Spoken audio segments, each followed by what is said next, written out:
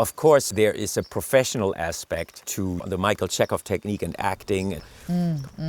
But it's also like a country or something. It's like a rich place, this, what we call a technique.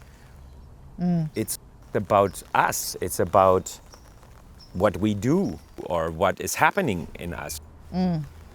Basically, that's why I came to America, to study with Ted. And what was I following? I was following something I knew and I didn't know. Yes. And that has a professional side to it, like, oh yeah, it's for acting, it's for acting. But the person who's responding to it is a person. The whole person has to get on that plane. The whole person has to go into the unknown because there's something calling the whole person. Yes. What does it do to me as a person? Does it change how I relate to people? Does it change how I relate to myself?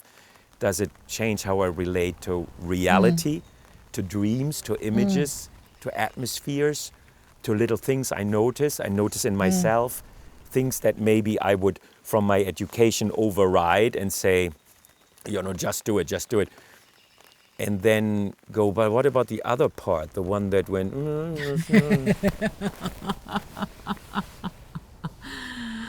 I love that. I love the whole person, that you're following something that you know but you don't know. I think that's a beautiful phrase, Ragnar.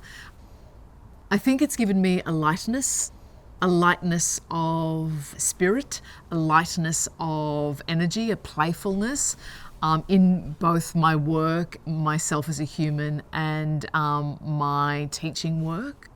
Before I started working with Fern and Ted, and before I started working with the technique, I always would question my imagination. I go, oh, it's just not good enough, or it's not rich enough.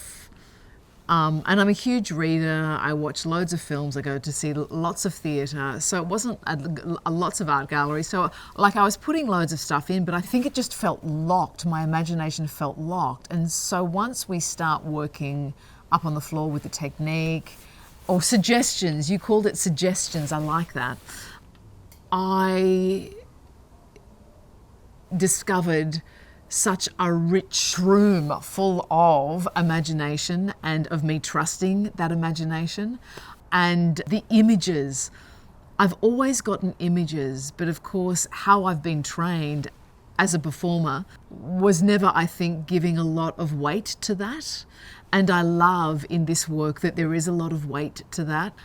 I remember after being introduced to this work, basing a whole character on an image. I'd never done that before. On one image that I got, I went, oh, that's good. And so everything was targeted to that.